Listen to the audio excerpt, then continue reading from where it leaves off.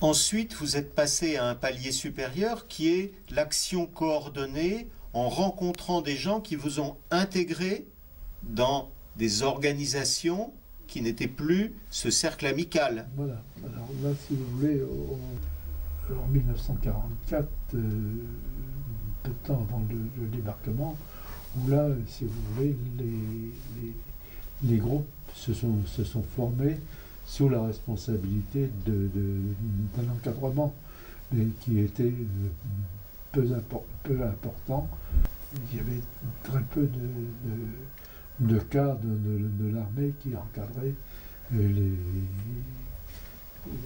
groupes de résistants. Vous aviez entendu parler de l'organisation LORA? Oui. L'IBNOR, puisque l'IBNOR, mon profil faisait partie de l'IBNOR. Donc, si vous voulez, il y avait déjà quelque chose qui se formait et qui était prêt à se déclencher.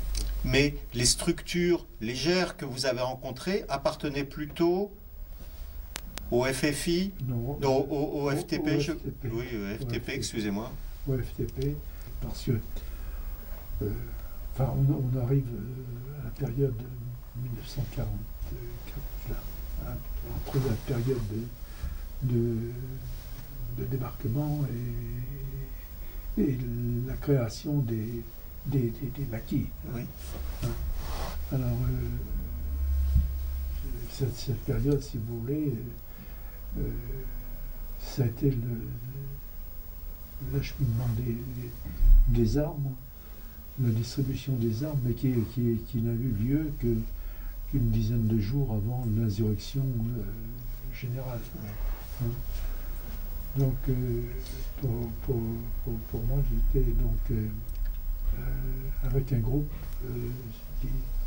qui était dirigé par M. Vincent Do. Vincent Do, c'était un postier de Blois, et que j'avais connu par l'intermédiaire d'un ami pour parler de résistance, etc. C'était des petits chez ce monsieur qui habitait une ferme à la sortie de Blois, au bout de la Mare.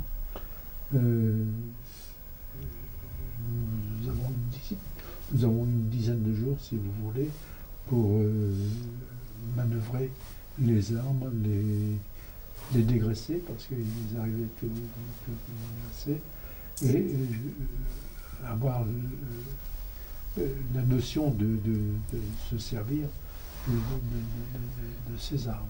Les démonter, les remonter. Les démonter, remonter des unités, les yeux bandés, etc. Et le plus vite possible.